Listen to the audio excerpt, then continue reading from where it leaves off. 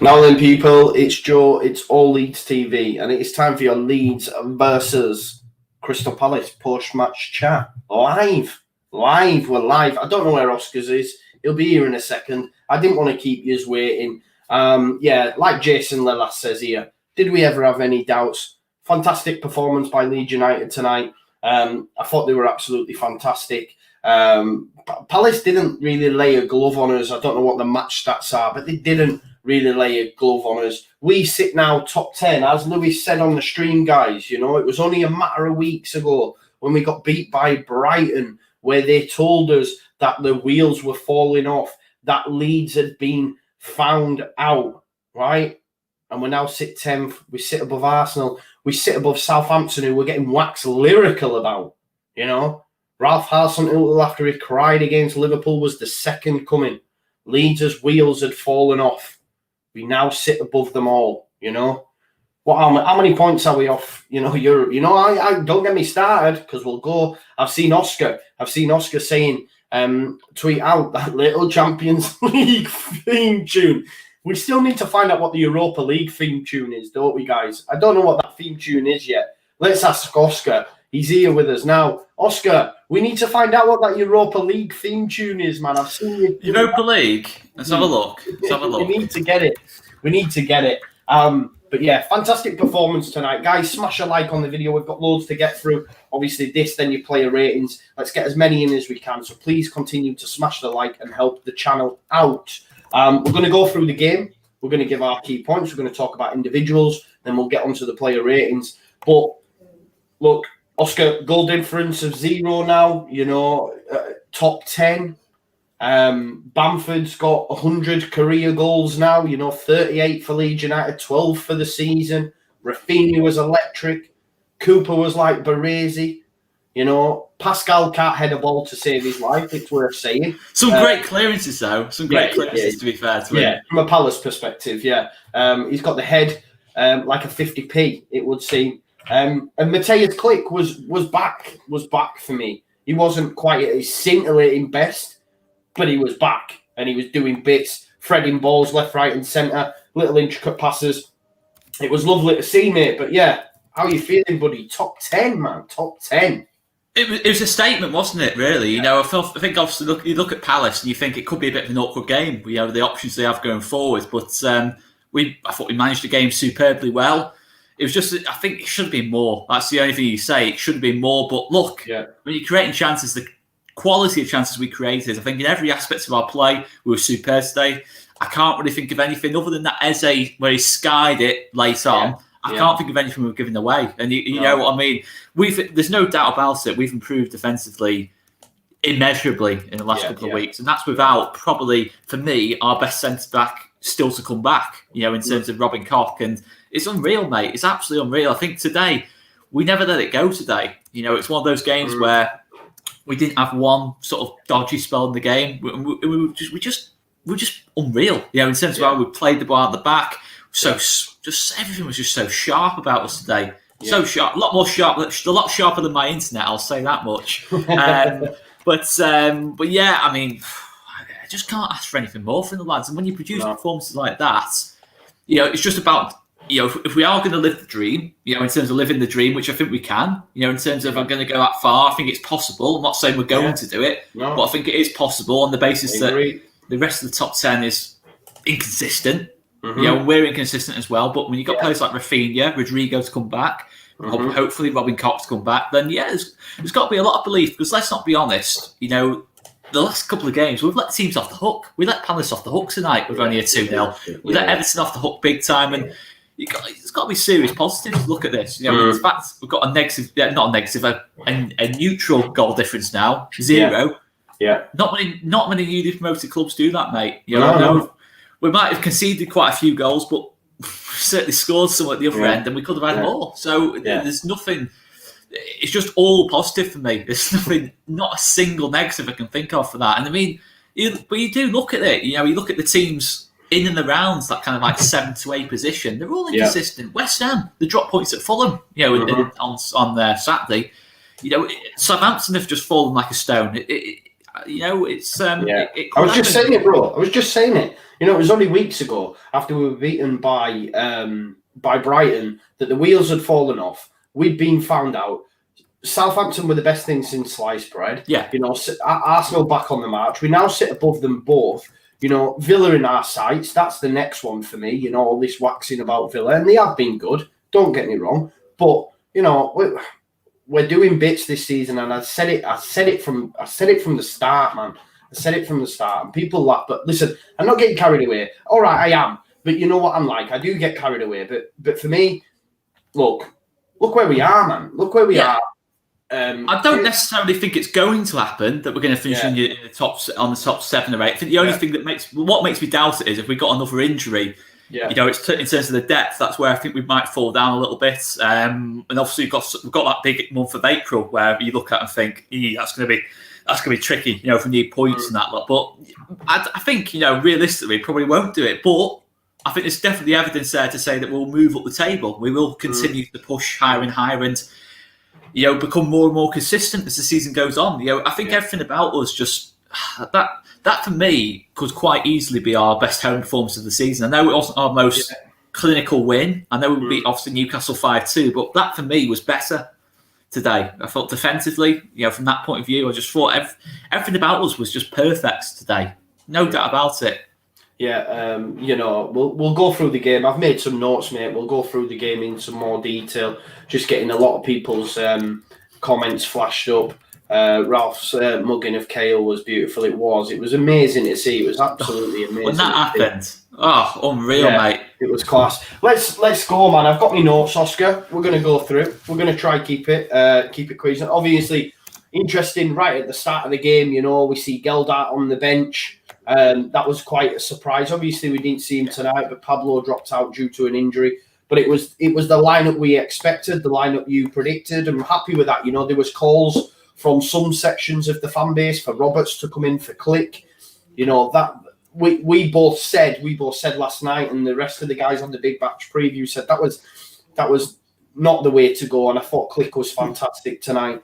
But yeah, look, 2 minutes in, 2.5 minutes, we go 1-0 up. Harrison goal deflected. Great to see, right? I think he's got 6 goals now for the season.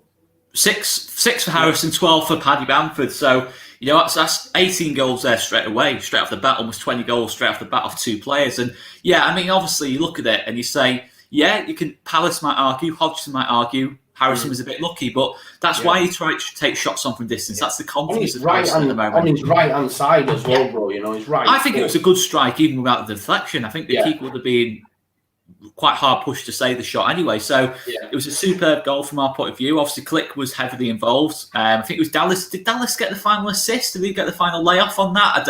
Obviously, it's not technically an assist, but it's... But it's just superb start, and it was a really sharp start for us. Really, without the goal, to be honest, I thought everything was in their half. Everything we were doing, we kept them camped in their half. The press was on, we kept the ball well, and we just dominated really from the first minute. To be honest, in the game, and we deserved the early leads. Yeah, you bang on. I thought he was fantastic tonight. Obviously, a little bit later on. Bamford goes through after absolutely putting the afterburners on and leaving Kale for dust. I thought he had the beating of Kale and Dan all night tonight, and I'm so glad that he got a goal because it was well deserved. Giancarlo said Dallas did get the assist, correct, Amundo Oscar. But Bamford, when he does Cahill after we press, the pressing was fantastic tonight. But he's got to score that, hasn't he? I've seen Carragher. Coleman and the Skylot talking about the England squad and stuff. And I think for me, listen, I do think he should be in with a shout, definitely. And I'd love to see nothing more than Patrick Bamford get a call up, Crystal Palace fans, for example, when we got beat 4-1 last time, they were giving him stick. It seems to be every set of fans hate Patrick Bamford. They hate him. I love it. Yeah, so me as a Leeds fan would love to see him in there. But it's these little moments where he does Kale, and he's got to score, and it's them little moments for me that might mean he might not quite get in there because he's got to do better there, hasn't he? He's got to you think obviously your Kanes, your Abrahams, your Calvert-Lewins, and that's kind of the standard when you're talking about England. That Rashfords and that lot, that's the kind of the standard you hold in Bamford too. If he wants to get in the England squad. And to be fair, we kept plugging away. What I will say, and the positive, I could easily have a go at Bamford for missing that chance, but for me, you've got to look at the way he makes that chance for himself. Cahill, I felt sorry for Cahill at half time, to be honest, because Raphinha did him, Bamford did him. And for Bamford to do something for pace, I'm not having to go at Paddy because he isn't the quickest. That is a big sign, isn't it, really? And you've seen it against Fulham, didn't we? You've seen it against Fulham that time. Sometimes when he does put the touch on, he can put the afterburners on. And it was great to see, because I'm genuinely thinking when he does Cahill, he's going to score. I genuinely felt that. And I thought it was on his left foot. He's got a bit of time. The keeper's come rushing out. And those are the chances that Paddy's stuck away all season, really. When he's gone in one, because obviously, about the Haaland stuff. I'm not obviously comparing Bamford to Haaland or Kane or anyone like that. I'm just saying that there was a lot made from the Athletic about Bielsa had Bamford watching Haaland videos, and it was almost like that. It was a bit like a Haaland move, that in terms of bursting past his man and getting in 1v1. So just surprised he missed it so badly as well. He kind of what's the name, Daddy? He just snatched at it, really, and it was just just one of those things. But the thing is, I think earlier on in the season, at that point, if we'd have missed that chance, or even last season, we probably wouldn't have won the game. We probably would have ended at 1-1. Probably the heads would have dropped at that point. Yeah, we're always looking back out. We're thinking, if Bamford, and that seemed to be a running theme, and rightly so, because in the Championship he did make some errors and miss some chances. Robert Swift said, "We grow with every game we play. We've seen again, Bielsa won't be done twice. He learns from every game as well and makes the needed changes." And we were talking about this last night in the big match preview, how we've seen changes against Leicester. We've seen tonight. We have complete control against Crystal Palace. Yeah, complete control. Probably the most controlled performance of the season, I'd probably say. Yeah, it was that good, mate. It was. They didn't lay a glove on us. They didn't look arsed. And, I know they've got Roy Hodgson in charge, but, I thought, we just controlled the game. Obviously, I've got on my notes here, Cooper was just fantastic in that first half. He continued in that vein as well. He had a great 90 minutes. And I'm so buzzing for him, Oscar, because I seen, the first time, and it'll be the last time that I'll ever do it. But after we got beat by Everton in a game, arguably, we should have had all 3 points out of. I know we lost 2-1, but I look at that game and think we could have won it. I went on Leeds Twitter, and he'd done an interview after the game, and the amount of stick he got, as well as click, but the amount of stick Cooper gets all the time, but the amount of stick he was getting, how can our captain do this? It was a game that we were unlucky in.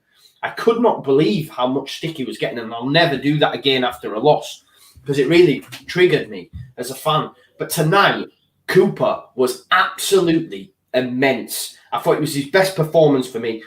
And I agree with Giancarlo. I was a bit disappointed because Raphinha was that good that you can't really not give it Raphinha. But for me, Cooper was a very close second tonight for man of the match.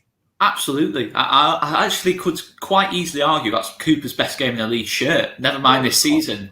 I think considering the opposition and considering it's the facts in the Premier League, unbelievable tonight in terms of the composure he shows on the ball, but we don't always see off Cooper. He was striding with the ball, he was travelling with the ball. He was just totally in control throughout the game. It was just a captain's performance, and it's those kind of.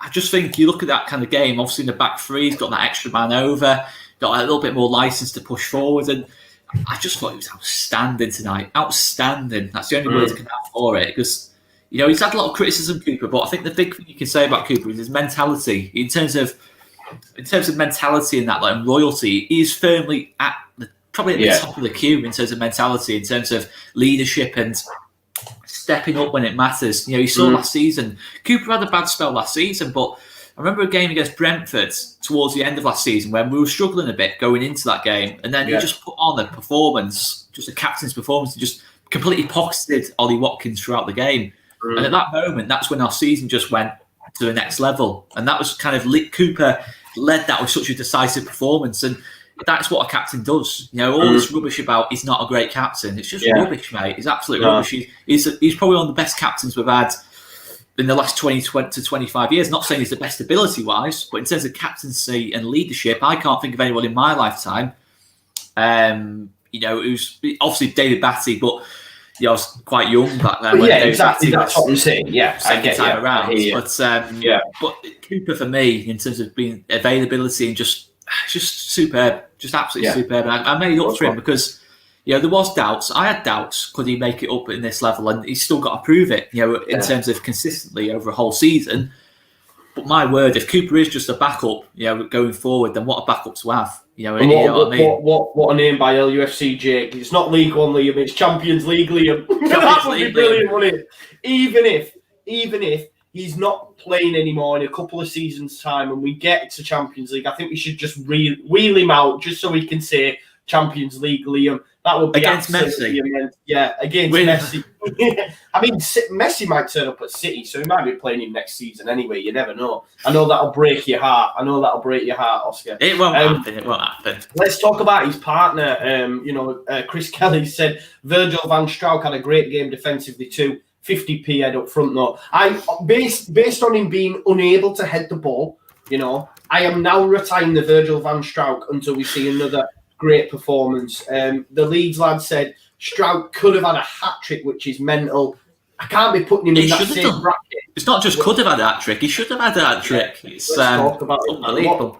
Three, and they were really... I think they got worse as it went on. Do you know what I mean? Like, each header got worse, didn't it? Oscar will be banging out the player ratings, by the way, guys, as well. I'm sure that's what he's doing. I might just be doing that now. I don't know if you noticed me looking down. I try to do it really, really... Don't worry about me. It's fine. Secretively. He was unreal in terms of the whole game. The fact his age. And the big thing I've got to say is, mate, obviously we all wanted Ben White to stay. We did all want Ben White to stay, but the opportunity that's arisen from not keeping Ben White or not putting the £40 million bid in from Ben White is just immense. We've been able to save the money on Rodrigo, save the money for Raphinha. Both of them added together equals 40 million effectively. Obviously, you had Stewart come through, Robin Koch, arrive, and actually, in a weird way, it sometimes happens like that. But it's almost like that progression from Janssen in that first season to Ben White to then Stewart and Koch almost. Because I think Stewart really, considering the level of opposition he's playing against, I actually think, in terms of aerial prowess as well, I actually think he could be better than Ben White. I've always said that about Robin Koch, but I actually think there's certain things he does that I don't think Ben White can. To be honest, in terms of that winning headers. In terms of, I know obviously he should have scored, but it's the fact he got there first. The fact he's had a hat trick of chances. The next one, he probably goes in. He can't miss 4 in a row. He can't miss 5 in a row, if you know what I mean. I don't want to sound like Josh Hobbs or that lot, but the stats do say the next one will go in. He's been a little bit unlucky tonight, mostly just poor misses, but the quality's there. It's clear. I think you summed it up perfectly, and I think it's a great analogy. Virgil van Strijk at the back, Pascal Jones in front of goal. Yeah, that's what we're going. Virgil van Strijk at the back, Pascal Jones in front of goal. It sounds like a porn star. But just before Virgil, I've called him it again. I'm not allowed to call him anymore until he scores. But just before Pascal gets that first header where he gets up a little bit too early, Raphinha won a free kick by basically retiring Gary Cahill. I mean, how special was that move? And I think the thing is, like, sometimes when players do that, it goes out of play. But for me, the most impressive thing, he was actually getting on the end of it as well. Had Cahill not brought him down, it was unreal. It could have been a penalty if Cahill had timed the challenge any later. It could have easily been a penalty. And it's moments like that. It's why you can understand why the top 6 clubs are looking at him or supposedly interested. Obviously, the Liverpool discussion there.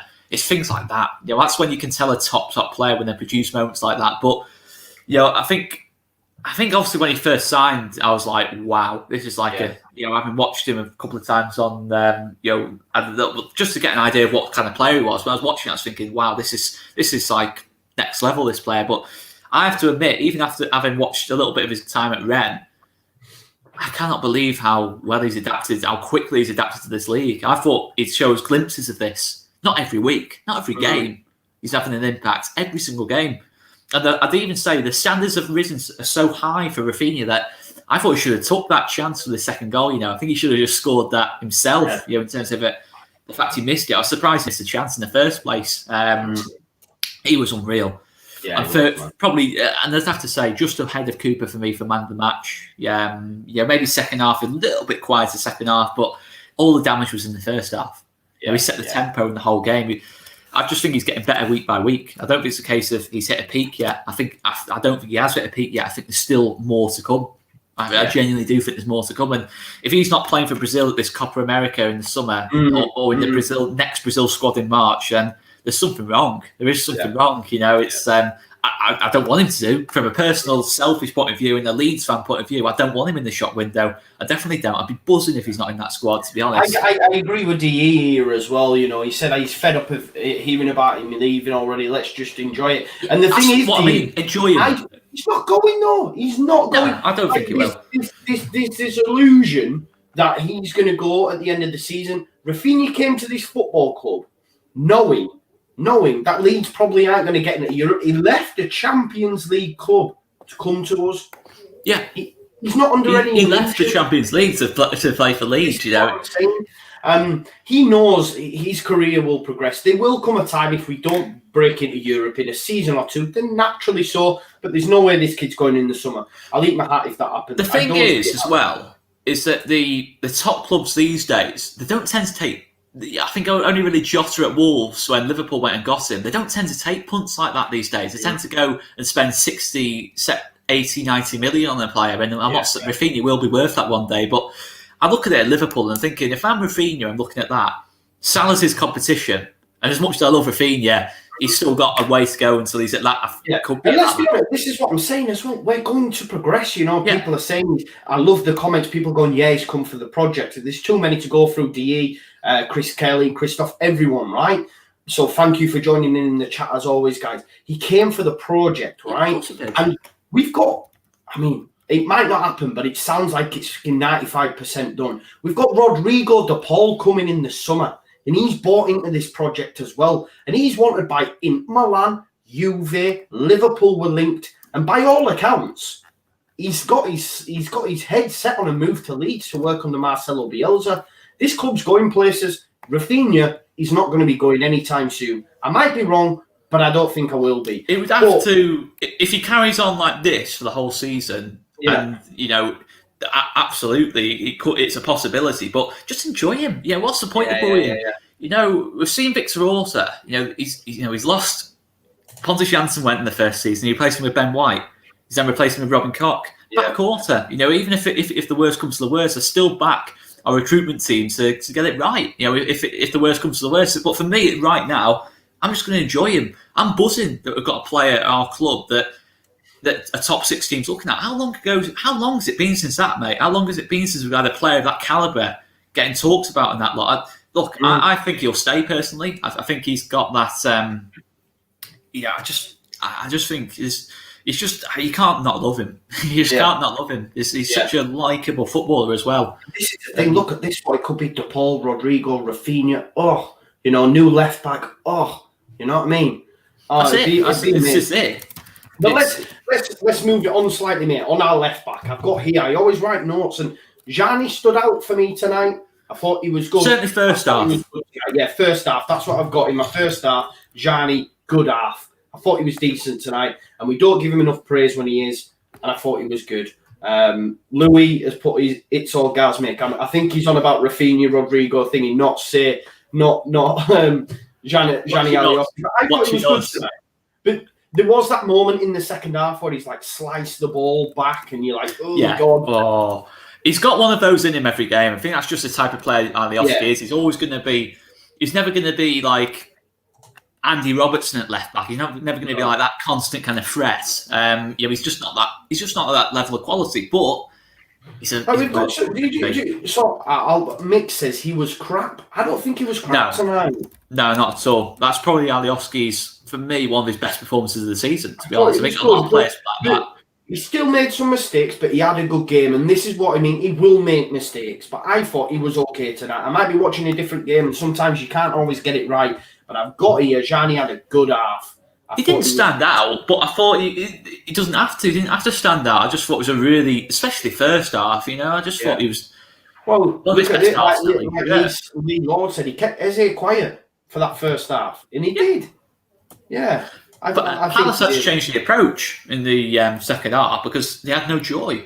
With Eze on that side, they had to move him across, and maybe you could say second half Eze started to get into the game. But my word, I thought Alioski, I thought he was good today. I really did think he was good today. I do as well, mate. I've got here, like I say, Raphinha was popping up everywhere. You've got the Virgil. I keep calling him fucking Virgil. I need to stop doing it now, man. It's in there. Pascal Jones. Pascal Jones popped up a few times. I mean, one of them, there was an inch perfect ball from KP. It was a beauty ball in. It was the one where he was on the deck and he sent it to the corner flag. I mean, that was the one for me. But yeah, I mean, it was a lovely ball in from KP. I thought KP did a good job today on AU. I thought AU at times caused us problems, but KP was always there or thereabouts, within a couple of inches of him. I'm going to get you. I mean, AU was trying to win fouls all day. It's one of them. I had the music, one way or another. I'm going to find you. That was the second half on Eze especially. It's just that was it from Calvin. His mission was just to stop Eze playing football, and you know what? He won that battle tonight. We talk about obviously both QPR games really struggled. Probably Calvin's worst games of last season in terms of against that away game when he got frustrated at the end and dived in. But total opposite tonight. He was just majestic tonight. And Calvin's, out of every single player in the squad, is the closest to that England's place, and rightly so. I keep hearing Declan Rice, and look, I do rate Declan Rice as a player, but the fact of the matter is, Declan Rice is playing alongside Zuchek. He's not on him. Oscar's Wi-Fi's gone again. In front of him. It's do I go then? Do I just go? Yeah, I thought we were going to have to get the milk carton out again and start looking for you, but he's back. Mick's not happy today. Mick is not happy today. I don't agree. I know Bamford's come out and said that the pitch isn't great and it's very slippy. He said it in his post-match. But there was a distinct difference between Everton and this. I didn't see players slipping all over. I thought the pitch was much better, and I think the more we play on it, the longer time it has. And let's not forget it's been snowing, etc. It's been rough weather. I thought it was okay today, the pitch. I'm giving the pitch a thumbs up, mate. Better, much better. I think it'll get better week by week. It's not going to get worse. It's going to get. Obviously, it's a new complete. I'm not an expert on pitches at all. I'm not going to pretend to be, but I am. Just a quick. It's not a snap of your fingers job, is it? It's not just it's not like laying your garden turf and that lot, is it? It's not a click your fingers kind of job. It's going to be a challenge from time to time. But yeah, I think Carl's got it spot on. If we're going to do an early rating, I'd give the pitch an 8. To be honest, I'd give it an 8. It was solid. Solid showing. Better to come. Yeah, we've. I'm just having a look on Twitter just to see if there's any news about KP. He's basically come out. Bielsa said Leeds had control of that throughout and felt Click was back to somewhere near his best. Big shout out Mateus, by the way. We've been championing him. He says Hernandez has a muscle problem, which is why he wasn't in, and it's too early to say on Calvin Phillips. So we'll have to wait on that. Obviously, we need Calvin against Arsenal. It's going to be a tough game down there in London. You need your best players. We need Calvin. So we'll have to, fingers crossed on Calvin. Just before half-time, mate, Bamford has another chance. We all assumed at first he's offside, but he's not offside and his touch let him down. And again, that's where I come back to. These are the sort of things that might stop him sneaking into that England squad. I want him to, but there's just sometimes there's an imperfection there. Not everyone's perfect, but his touch let him down there. I think we now hold Paddy, rightly so, to such high standards that I was shocked by he didn't get that under control, because I automatically assumed it was offside. But the pick out for Raphinha, though, this is what I mean. Raphinha could have easily walked off that pitch at half time with 3 assists. The fact he didn't get any was kind of a travesty, really. But I mean, yeah, that's the thing with Paddy. I think obviously you look at Kane's, your Abrahams, your Rashfords, etc., etc. They probably do take that chance, but I still think Bamford at the minute, obviously his main competition is going to be Calvert-Lewin. I think he's probably the one who's really pushing to get in that last place, if you like. Obviously Ings and that lot. Vardy, if he does decide to come out of retirement, quite doubtful. But if he does, obviously that's his competition. But I think over the season, Bamford's probably been the most consistent of the lot. I think Calvert-Lewin, he's certainly not gone like a month and a half without scoring like Calvert-Lewin did. But you see why. You see why Bamford, he always gets himself into the positions. First half, he should have had 2 goals in the first half. But second half, he reads it. Obviously Raphinha forced the save, and he's there to tap it in. No one Palace player. I just want to pick up on Yorkshire guy. He says some fans are never happy. Jeez, have a day off, mate. We are very happy. We are sat in 10th. Patrick Bamford's got 12 for the season. He's got 100 career league goals, and 38 of them have come for Leeds United. Don't get it twisted, bro. We are happy. However, we like to analyse the game, and we're having a chat about the game. And ultimately, there's one in the first half where he does Kale, and there's one where we think he's offside. You're still allowed to critique. Critique. I love Bamford. He should get that knock up to the England squad. We're just talking about it hypothetically. What are the things that might stop him getting in there? I want him to get in there so bad. I am happy, bro.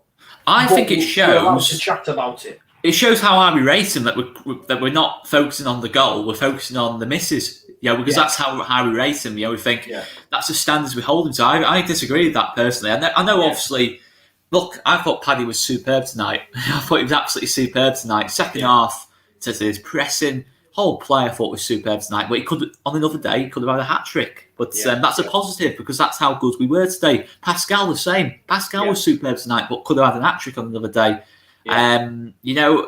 It's just an unreal turnaround of some players in that team. Of course it is. Chris Kelly, Joey's a Bamford convert. It is though, bro. Because I remember. I said I never want to see him again after Derby. We've all said it, but he's made me a Bamford stan. I said the same thing though. I can only hold my hands up. I'm not just having you getting criticism for that. I said the exact same thing. I think everyone on the channel at the time said that, to be fair. It was just, I cannot believe how quickly he's turned it around, Bamford, last season. And you know what, this is funny as well. Bo Newhusen says, Paddy is Irish, hands off. There's a reason that Paddy Bamford used to ignore calls from Mick McCarthy when we were in the Championship. That shows the mentality of the guy. He said, he said, Yorkshire guy eats, I'm going to get to you, bro. Sorry, my man.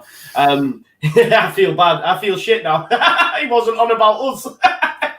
He was on about Mick. Who was saying that Alioski was gashing that. My bad. But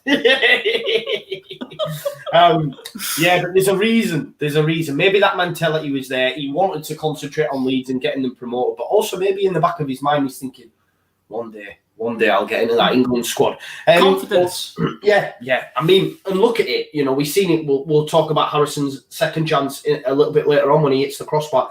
That's due to confidence, because we've seen Harrison when he's not so confident and he's not taking them opportunities and he's overplaying the ball. Is that true? I don't know. I hope not, because they were absolutely gash. If he's blaming the playing conditions, I would probably look at the way he's setting up his team and the fact blame yourself, mate. I think that's what you got to say, isn't it?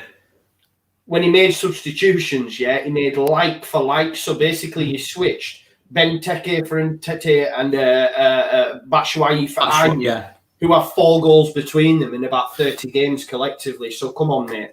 We can see why. The total opposite of us. In terms of Bamford, he knows when he missed that chance, he knew he was going to get another chance. Palace, those strikers are starved, aren't they, in terms of chances and that lot. You can see why they don't score. And this is another thing, and we'll touch on it now. Half-time comes, and obviously Roy Hodgson brings on Townsend for Van Arnold. Now, he got that all wrong in the first place, playing Van Arnold on the left wing, putting Eze on the right. He got so much joy in the second half when he put him where he should be, coming in off the left, cutting in. And Van Arnold, look, he's not a left winger. Just drop him if you don't want him to play at left back. Don't play him at left wing. I thought he was gash, and that's why he got hooked.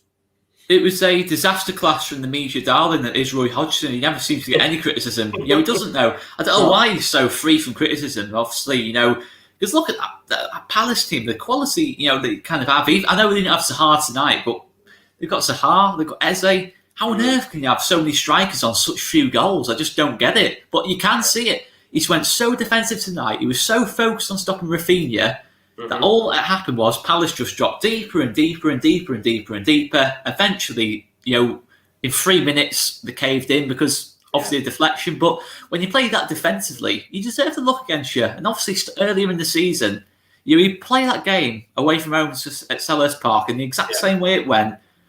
It never ever finishes 4-1 again. It never ever finishes 4-1 again. You're right.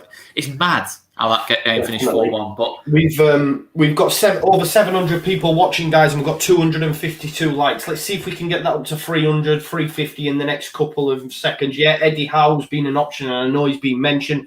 Roy's contract up in the summer. A lot of the older players' contracts up in the summer, so you might find that he might move on, and then we'll look at Palace differently. But just on the second half, mate, I've got Coop.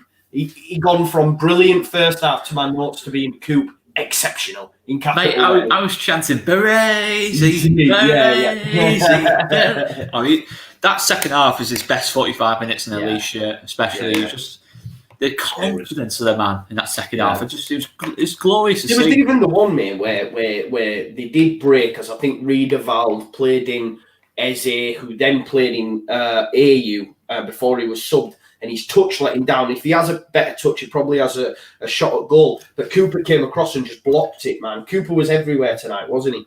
The whole team, I thought, was composed defensively, but I thought it was mainly Cooper. I thought the whole back three, it wasn't the fact we didn't just dive into tackles, didn't just dive in recklessly like we maybe did at the start of the season, where sometimes we'd dive into a tackle and then get skips and hops past kind of thing. Like, a bit like that, obviously, that Man United game. We were just diving in and just getting caught out. But today, it was the composure, the confidence that, all right, someone's made a mistake, we'll cover him. It's an understanding about that team now. And I just think we've got a momentum behind us now. And look, we're not going to win every single week. It's the level we're at. We've got tough games every single team we play. But I'll tell you what, this is the best we've been this season so far. In terms of the spell of the last 3 games we put together. Leicester, Everton, Palace, we could have won all 3 games. Well, we won 2 of them, but we could have won all 3. Yeah, and these aren't bad teams we're playing. Everton, Leicester will probably finish in the top 6 or top 7. This is the best spell we've been on all season. And I've got no... We're going to Arsenal on Sunday. I know Arsenal haven't been great this season. They're probably going to have Partey out. And then it's going to be Aubameyang. Obviously, Aubameyang on this day. But I go to Arsenal on Sunday, probably the most confident in a Leeds team to go to a top 6 side and get a result, or a supposed top 6 side. I've never felt more confident. And I think that's a good sign. Bro, as well. We won on a London pitch tonight. Yeah. So we might get that win in London. We're broken the hoodoo, mate. We're broken the hoodoo. We have Diego C. Palace fans showing the love. Thank you. Make sure you subscribe to the channel as well. If you I've still got a lot of respect for Palace, though. The way they've kept themselves in that league for so long. And I just think they should, with the talent they've got, instead of the recruitment, they should just be. I just thought they could have produced a better game than that, even without Zaha. But I don't think you can take away, because that's the thing. I don't want to take anything away from the lads tonight. I think we did make Palace look average for most of it, but it's just. I mean, Cooper was Yap Stam and Maldini's love child tonight. Just come in there. I lost the comment, but obviously a little bit later on, we make it to Bamford with a tap in. Love to see 12th of the season, 100th career goal, which is amazing for the lad. But I just want to give out big shout out to KP as well, because KP gets in front of AU, who then gives it Click, and Click does what Click does. The weighted pass through to Raphinha was just inch perfect. He really turned it on after that, and he got a little bit of confidence back, and we've seen it a few times, but it was a lovely pass into Raphinha. First time strike, Guaita straight into the path of Bamford, and he makes it 2-0. Easy tapping, but big shout out Click and KP in the build up to that. They were the big 2 players in that move, weren't they? I mean, KP winning that ball back in the first time, and the speed of the break, and then inch perfect pass off Click. And I know Click officially won't get the assist for that goal, but it was Click's assist. Click made that goal happen, and then inch perfect pass, and he plays so many of them in the second half, and that's what you want from a number 10. When he's playing that high up, and I just thought he really benefited from that extra bit of freedom. When he plays high, he doesn't have to worry about controlling the game. He just has to worry about getting into the box, making things happen.